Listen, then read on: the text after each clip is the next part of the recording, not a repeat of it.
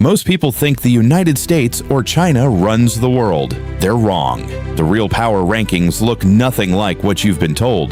The countries that actually control your money, your internet, your energy, most of them aren't even on your radar. Today I'm revealing the top 10 most powerful countries in 2026, not by GDP, not by military spending, by the 5 things that actually matter. And number 7 will change how you see the entire world. Here's the problem with every power ranking you've ever seen. They use one measure, GDP, or military, maybe population. That's like judging someone's wealth by their wallet and ignoring the bank account, the property, the stocks, and the offshore trust. So we built a different system. 5 factors. Military power, not just spending, but what that money actually buys. Economic influence, who controls the financial pipes the world runs on. Diplomatic reach, who picks up the phone and gets an answer in 60 seconds. Energy independence, because the country that powers itself controls itself. And the 5th factor, hidden power, intelligence networks, reserve currency control, rare earth minerals, the things governments don't put in press releases. Let's count down from 10. Number 10, South Korea. On the surface, it makes no sense. A country the size of Iceland, technically still at war with the North. No oil, no natural resources, and yet they build more ships than anyone except China. They make the chips that power your phone, your laptop, every Tesla on the road. Samsung alone accounts for 20% of South Korea's entire GDP. Here's what makes them dangerous. The world doesn't just buy Korean products. The world physically cannot function without them. If South Korean chip factories shut down tomorrow, the global economy stops. Not slows down, stops. That's not economic success. That's economic leverage. And they know it. Number 9, Saudi Arabia. And before you roll your eyes, listen. Everyone knows Saudi Arabia has oil.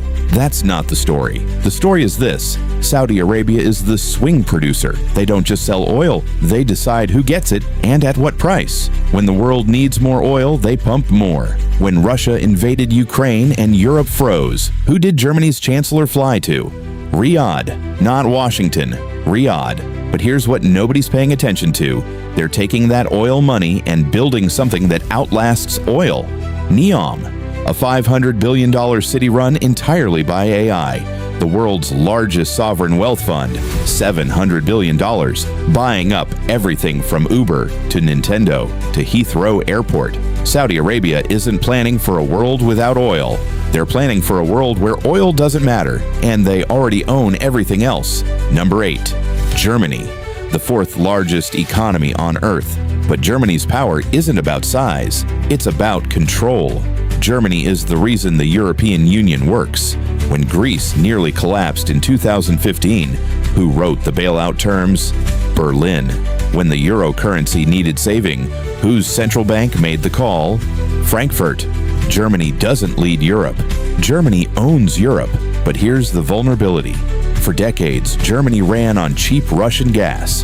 When that pipeline blew up, literally, Germany had 90 days to rewire its entire economy. And they did it. Solar, wind, hydrogen terminals, the fastest industrial retooling in modern history. That's the thing about Germany. Underestimate them at your own risk. They've been written off 3 times in the last century. Every time they come back stronger. Number 7, the United Arab Emirates. In 1971, Dubai was a desert trading post with no electricity and 1 paved road. Today, it controls more global shipping than any country except China. More millionaires moved to the UAE in 2024 than any other country. 0 income tax, 0 capital gains tax, and a banking system that has become the Switzerland of the Middle East. But the real power move, the one nobody talks about, is Dubai's golden visa strategy. They didn't just build a city, they built a safe deposit box for the world's wealth. Russian oligarchs, Indian billionaires, Chinese tech founders, European family offices. When their home countries become unstable, their money doesn't go to Switzerland anymore. It goes to Dubai. And here's the math. $900 billion in foreign assets, 10 million expats, 0 income tax. That's not a country. That's the world's largest private bank with its own army.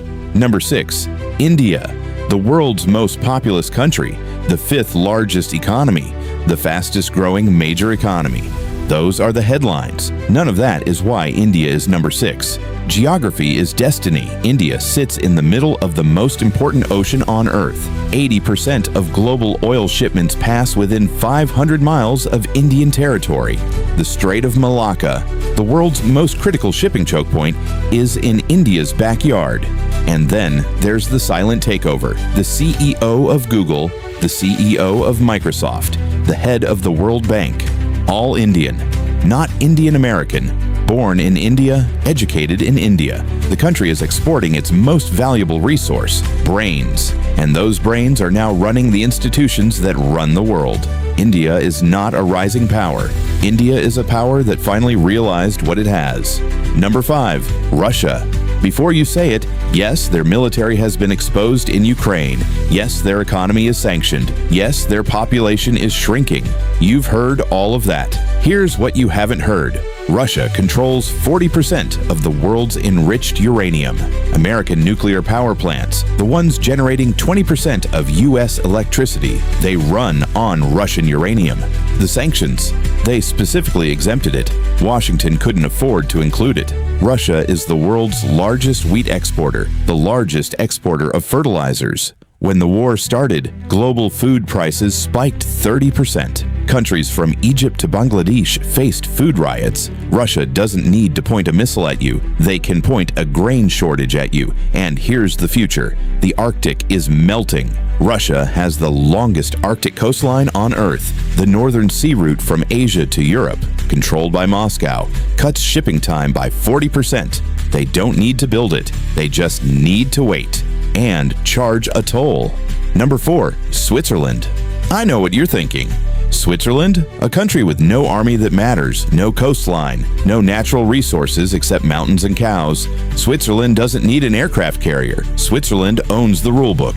The Bank for International Settlements, the central bank of central banks, is in Basel. The World Trade Organization is in Geneva. When global financial rules are written, they're written in Switzerland. When the world's richest families want to protect their wealth, they don't call a lawyer in New York. They call a banker in Zurich. The Swiss franc is the world's real safe haven currency. When everything else collapses, money flows to Switzerland. $2.5 trillion in assets under management. And here's the part that should worry you. Switzerland has been neutral for 500 years. Through 2 world wars, through the Cold War, through everything. And every single time, they got richer while everyone else burned. That's not neutrality. That's strategy. Number 3, China. $18 trillion GDP, 1.4 billion people, world's largest navy by number of ships, world's largest manufacturer, world's largest trading partner for over 120 countries, world's largest electric vehicle producer, world's largest renewable energy installer. You know all of that. Here's what matters. Rare earth minerals. Every advanced weapon system, every electric vehicle, every smartphone, every wind turbine, they all require rare earth elements. China mines 60% of them. China processes 90% of them. The U.S. military's most advanced fighter jet, the F-35, requires 920 pounds of rare earths per plane. Guess where those come from? And then there's the Belt and Road. $1 trillion in infrastructure loans to over 140 countries. When those countries can't pay, and many can't, China doesn't seize their assets. It takes something more valuable. Their vote at the United Nations, their port access, their diplomatic loyalty. China isn't trying to conquer the world with armies. They're conquering it with supply chains. Number 2, the United States. $850 billion military budget, more than the next 10 countries combined. The dollar is still the world's reserve currency. 60% of all global trade is priced in dollars. Silicon Valley builds the platforms everyone on Earth uses. Hollywood shapes what everyone on Earth watches. The United States is still the most powerful country on Earth in conventional terms. So why is it not number 1? Debt, division, dependence. The U.S. has $34 trillion in national debt. It's more politically divided than at any point since the Civil War. And this is the part nobody mentions. It depends on countries it's competing with for the materials its economy runs on. But here's why they're still number 2. NATO, Silicon Valley, Hollywood, Wall Street, the dollar. These aren't just assets, they're the operating system of the modern world. Everyone else is running apps on American infrastructure, and as long as that's true, the US stays on top, even when it's struggling. Number 1, the most powerful country in the world in 2026. Singapore, one city, 5.5 million people. No natural resources, no oil, no minerals. They import even their water from Malaysia. And yet, Singapore has the highest GDP per capita of any major country. It controls the single most important shipping choke point on Earth, the Strait of Malacca. 1/3 of the world's trade passes through waters Singapore controls. It has the world's most powerful passport. Its sovereign wealth funds manage over $2 trillion. But that's not why Singapore is number 1. Singapore is number 1 because it has made itself indispensable to everyone. China trusts Singapore. The US trusts Singapore. When the Chinese and American presidents need neutral ground to talk, they don't go to Switzerland anymore. They go to Singapore. The Trump-Kim summit, Singapore. Singapore is the only country that has figured out how to be friends with everyone while being dependent on no one. They have no enemies. They have no debt. They have the world's most advanced sovereign wealth fund, the world's most efficient port, and the one thing no other country has: patience. Singapore plays the long game. They've been planning in 50-year increments since 1965. While the US changes direction every 4 years and China scrambles for short-term wins, Singapore just waits and wins. 10 countries, 10 different kinds of power. But here's what connects all of them. They all understood one thing before everyone else. Power isn't about size, it's about position. Control the choke point, write the rules, own the thing nobody else can make, and never, ever let anyone know how much you really have. Which of these 10 countries surprised you the most? Drop it in the comments. And if you want more rankings they don't teach in school, countries, wealth, the hidden power structures that actually run the world, follow Rank Empire. New breakdowns every week, because the real rankings are the ones they don't want you to see.